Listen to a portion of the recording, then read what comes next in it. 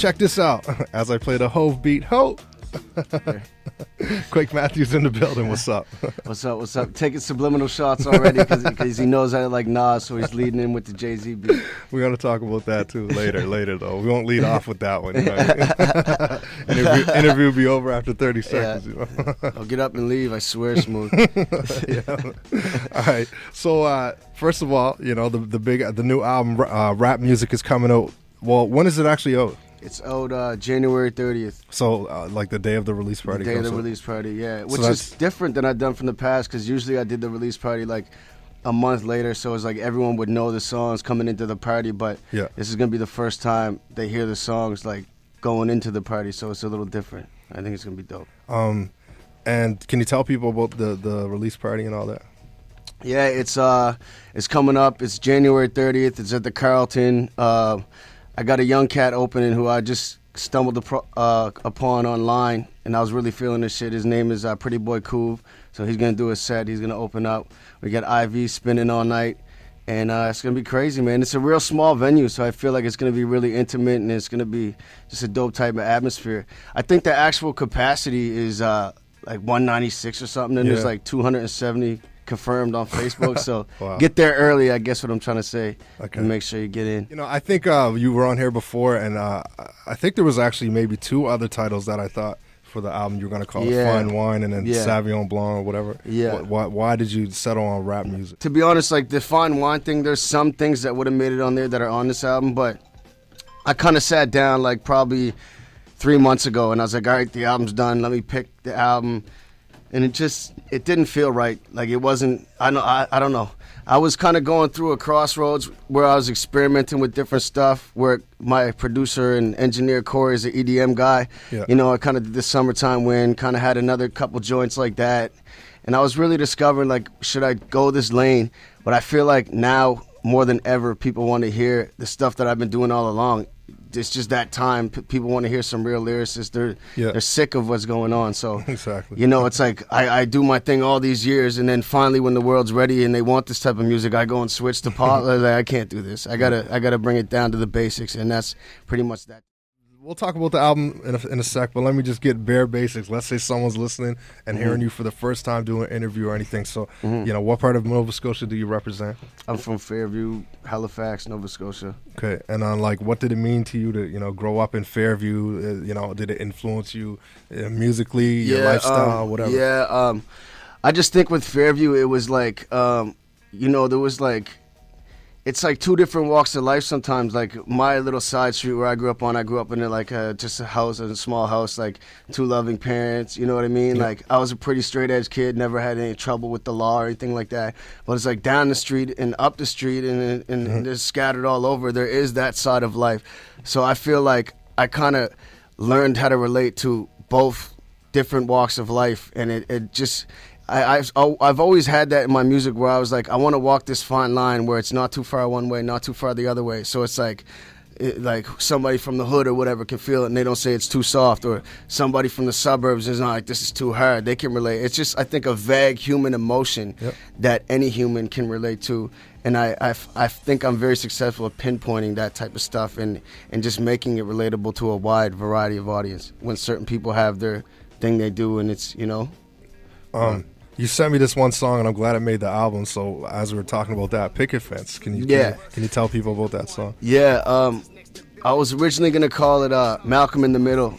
Nice. I was gonna call it Malcolm in the Middle, and it's just basic. But now it's called Picket Fence. I called Dickie, my boy Dickie. He loved the idea, and he's like, "There's a better way for you to say this." Yeah, you know what I mean? And we settled on Picket Fence. And you know, if you see the suburbs, or like you think a rich neighborhood, what's the thing you think on the front lawn? A white picket fence, right? So, but it's like no, so it's like, you know, there is this world that is inside this picket fence, but then there's another world outside of the picket fence. In my whole life, I felt like I was walking across the top of that picket fence, and sometimes I would fall to the right of it, sometimes I would fall to the left of it, and you see both traits come out in my character, whether it be whatever it is, hood, suburbs, black, white, yin, yang, dark, night, you know what I mean? It's just somewhere in between, I find. And then the Malcolm in the Middle, can you explain? We're going to play this song in a minute, but can you explain why you were going to call it that? Like there's a line or there's a series of... Well, I think it's just a play on words. I thought it was like, Malcolm in the Middle, he's the middle brother. He's not the... there's Reese, who's the oldest, Dewey's the youngest, and he was always in the middle. Now it's kind of like a metaphor about me being in the middle of these two different walks of life. So I was going to call it Malcolm in the Middle. And there is actually a pretty cool line that I flipped on there. I said... it was about Malcolm in the Middle, and I said, let me show you the outcome of how the kid turned out from being in the middle like Malcolm. All my black friends are like, by any means necessary. My white friends think, damn, that show was legendary. So it's like when you say Malcolm, like these certain people are probably going to think, oh, the show. But if you say it around a different audience or whatever, the black fan base, they're going to think Malcolm X. So it's like, you know what I mean? I study like human like interactions and stuff, and it's funny to think about these things. Like, what's your initial reaction when you hear the word Malcolm? You know what I mean? And that's kind of where I was going with that line. I heard the line, I was like, right on, brother. Yeah. I still like the show though. I never actually watched that show in my life. I won't even lie. It's but funny anyway. as hell.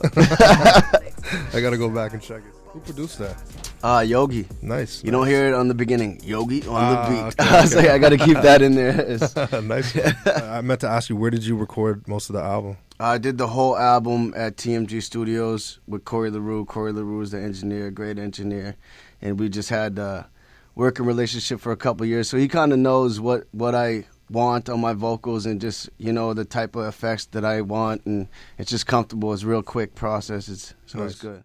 Okay, cool. So, like, what would be, because I know Corey produced a few songs on the album. Another Jay-Z beat, eh? Yeah. Subliminal shots.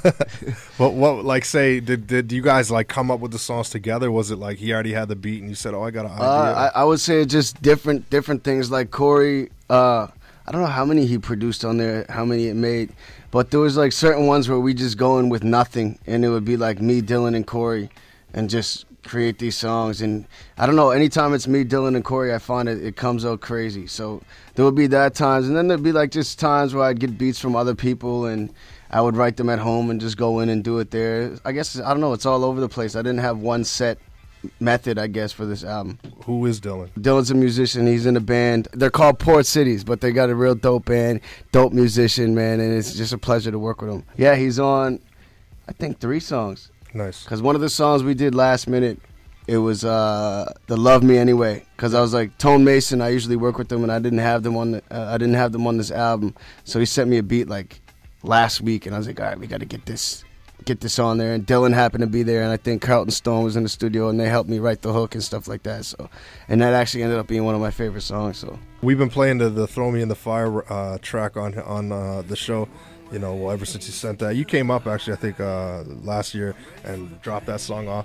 But, it seems like a real personal, emotional song. What kind of place were you in when you wrote that song? And what's, the point, I guess, of Throw Me in the Fire? Yeah, as far as Throw Me in the Fire, I think I just used all types of past relationships combined into one. And it was more like, it was everything. It was like I wasn't satisfied where my album was. I wasn't satisfied where my love life was. I wasn't satisfied, and it was just like, you know what, sometimes you gotta just throw it in the fire, let it burn to the ground, and then rise like the phoenix. And that was pretty much the whole message of that song. Grooves on CKDU 88.1 FM, Throw Me in the Fire. Quake Matthews and Dylan Guthrow. Corey LaRue and Dylan Guthrow on the production too, right? Yes, sir. Nice. The album is Rap Music, available this Friday. Friday. At the release party, but they can get it online. Yeah, like iTunes, and all that. Nice. Honestly, to all the fans listening who want to support, like the best way to support is honestly iTunes, because those numbers are tracked and there's charts, and that's a real sale, whereas like a physical copy, I mean, it can be reported, but it's more vague. It's like under the table. So it's like, if you really do want to support, the iTunes is where to get it at, for sure. Nice. Listen. There you go. It's nice. Best ever. There was a line you said in Throw Me in the Fire, something about you got to take axe to your family tree and make kindling. Is that something like that? Yeah, just sometimes. I don't know, sometimes it's like the people you care about, sometimes you gotta just start over, burn everything and start over, and it's just how it goes sometimes. Like, what did Nas say? A great man once said, thug changes, love changes, and best friends become strangers. So, sometimes that type of stuff happens and you gotta move on. But think I heard him say that. Yeah, he says that. KDU 88.1 FM. Let's get into rap music. I had to text you. I think I was listening to your album at like 2 in the morning the other night. You sent it to me. I wanted to take it all in, one shot, listen to it back to back. And I had to, when I got to rap music, the second verse, I was like, yo, this is crazy. Yeah, not that any of the other songs weren't, but I just thought, It's on that. And this is one of the oldest songs on the album, too. Yeah? So, yeah. Like it was recorded before? It was recorded a long time ago, yeah. Okay. Who did the beat? Cam Smith did the beat, and then Yogi plays like keys on it and stuff like that. Like the choirs you hear is Yogi, and like any piano is Yogi, and then any of the guitars you hear is Dylan. So it's kind of like all three of them in one, I guess. And then, I don't know if people even know about Yogi. Can you tell us about Yogi for those who might not know? Like he's from St. Lucia. Yeah, Yogi's the man. He's from St. Lucia. He's a producer and engineer. He's most like known, I guess, for he does all KO stuff. So he works with KO. That's his right hand man. And I just got to know Yogi over the past couple of years. He actually mixed The Search, me and KO's collaborative album, and he did some stuff on there. So yeah, man, just genuine good dude. Wow. Definitely shout out to Yogi, man. I'm glad to have a part of it, like, cause man, a lot of the stuff I did was last minute. Like the Yogi song was last minute, and like a lot of the stuff was last minute. Like a good chunk of it I had, but I didn't have Yogi involved or Tone Mason until like really recently. So it was good. It all came together in the end. Well, I don't see any collabs with KO. Was there just didn't happen? Or? I don't know. It didn't happen. Like I guess if it would have happened, it would have made the most sense on one of Yogi's joints or whatever. Yeah. And it was just so last minute and so rushed that it just, I guess, I don't know, man. I guess it just didn't happen. But I'm definitely looking forward to working with KO. I'm actually going to Toronto on the 5th to watch the battle, Pat and Sharon. Nice. So I'm going to link up with KO and Yogi while I'm out there and hopefully do some stuff. I didn't think you were there. What, I can get a drink of water now? Nope. What's up? So yeah, I like that one. But that's why I was asking you, like, personal. If this album was the most personal, like even this next song, it might not necessarily be like any deep emotion or anything you're talking about, but it seems like real. Like a real song. Don't want to call it off. Don't want to call it off. Yeah, definitely a real song. Yeah, definitely a real song. It's just about an experience when you're partying real late and and the sun comes up and you see little girls driving by on tricycles and people walking their dogs and starting their day, and you're just like, what am I doing? You don't want to call it off. Yeah. And you should call it off, but everything tells you to keep going. And that's pretty much what it's about. Wow. I'm just thinking back, nights on the road. But anyway, we'll talk about that off air. But. Any plans to do any tours or anything like that? You trying to? I'm trying to set something up for March. I'm trying to set up little things, just Atlantic Canada and some Ontario dates. Okay. So we'll see. Nice. We'll see. Hopefully, I'll be in the city near you soon. Cool. Yeah. All right. So look out. And what's your website so people can go check for you or whatever? QuakeMatthews.com. Shoutouts or anything you want to say about the album for people that might be like, man, I don't know if I should go to the release party or get this album. Pretty much, I just want to say, go into it with an open mind. Don't go into it thinking like, okay, I want something that's gonna coincide with the hot rap records out now. Like, don't go into it you're looking for a Young Thug or what's. Just go into it with an open mind. Like, not necessarily that it's even rap music. Just go into it as a piece of music and then you form your opinion. Cool. I just have one quick question for you. I was wondering what's the idea behind your album artwork? The idea behind my album artwork is pretty much, I'm not gonna lie, my idea was to just give it to Seams. Always my idea is to give it to Seams, let him hear the album. Who's Seams? Seams is Matt McKay. He's done the last 3 of mine. So what I do is I give him the whole entire album, and he's an artist in himself, you know what I mean? So, and he knows me quite well, so he gets a feel for what the album is, and I say, you know what, do your thing. And he'll come to me with a few ideas, and I'll be like, I like this, I don't like this, and you know what, this is what it ended up being. And I just like how he incorporated certain things. Like, if you notice, like, I drink wine a lot, and there's like the 2 bottles of wine at the end. Then there's like, you know what I mean, I think there's the gun and the mic, and it's just like do or die type of thing. And what's with the eye and the triangle at the bottom? I don't know, man. I joined groups I'm not allowed to speak about. No, you gotta ask him for that. But I feel like that's just. I feel like a lot of people are using that type of imagery now. It's really in, but I thought he did a dope job. It looks crazy. It looks crazy on the T-shirt and the hoodie too. Like, you got it on right now. Nice one. Yeah, it looks nice. It really pops. And black and gold, I feel really complement each other. So. All right, cool. Let's get into this, man. This is Don't Want to Call It Off. When's the singing album coming up, man? It's coming soon, man.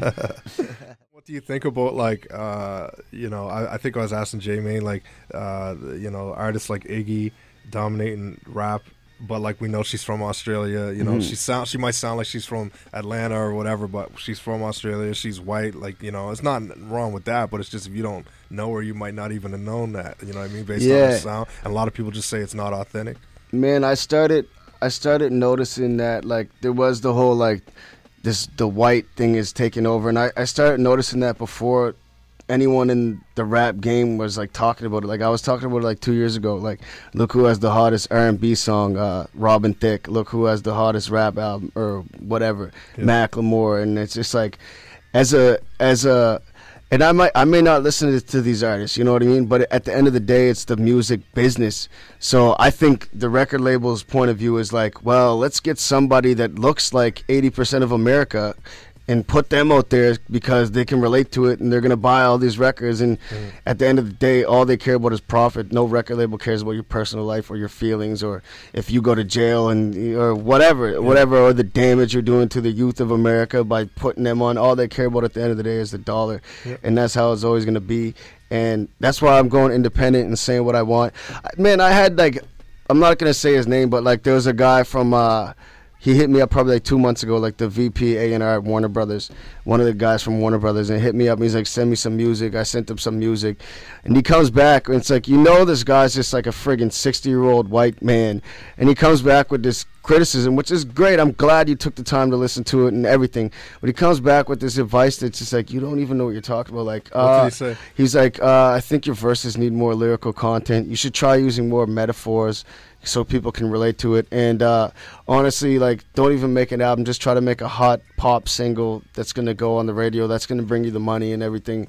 And it's like, you have no idea what I'm about. So it's like, I didn't even write it back, really. I was like, thanks for your time. Like, you know what I mean? Point like, of view from someone in the music business. Exactly, because it's a music business, and that's all they care about at the end of the day is how could I bring this company millions of dollars. Whatever, man. Do you. I'm just doing me. And I think if you can find your niche audience and have some diehard fans, then you can make a living for the rest of your life. I like what Nipsey Hussle's doing right now. He, well, the album before this, he did, I think, 1,000 albums. So it was limited, 1,000 pressed albums. And he sold them for $100 each. I think Jay-Z bought 100. So that's just a $100,000 flip right there. Bow. That's crazy. And this one, he made it more exclusive. He did 100 CDs. That's all he did. 100 CDs. They're $1,000 each. Wow. And he already sold 60. So that's 60 grand. So it's like, if you have 100 fans that are willing to spend $1,000, who cares about label? Like, you just got to find these diehard fans, you know what I mean? And that will sustain your career. Yeah. Do you think you could do that? I think I can do it. I think I already have. I was thinking about this the other day. I was like, if I press up like 100 copies of The Myth right now, because The Myth doesn't exist anymore, and people like that album for some reason. Not even on iTunes? Or? I don't even know if it does, but the copy doesn't exist. So if I pressed 100 copies and signed it in gold pen or something like that, I think I could sell 100 copies for like $100, $200. You know what I mean? You cocky, son. No, but it's just realistic. Like, like you know what I mean? Target your fans that want to hear you instead of broadcasting. Like, send it out there to everyone. Like, that's like McDonald's, over 99 billion served. Like, but the people that come to the keg are spending more money. You know what I mean? It's acquired. It's like a higher class. It's a niche. It's like, you know what I mean? So that's how I want to be. I want to be fine dining. I don't want to be fast food. No, see, that's a good. You're quick with the analogies. I like that. And you know, I was gonna ask you too. You know, this is a generic question. What do you see as maybe some positives and then some negatives in the hip hop scene here in Nova Scotia, and then maybe even Canada in general? I don't know. I think maybe the biggest problem is that, and I was guilty of this myself, but is not seeing the bigger picture.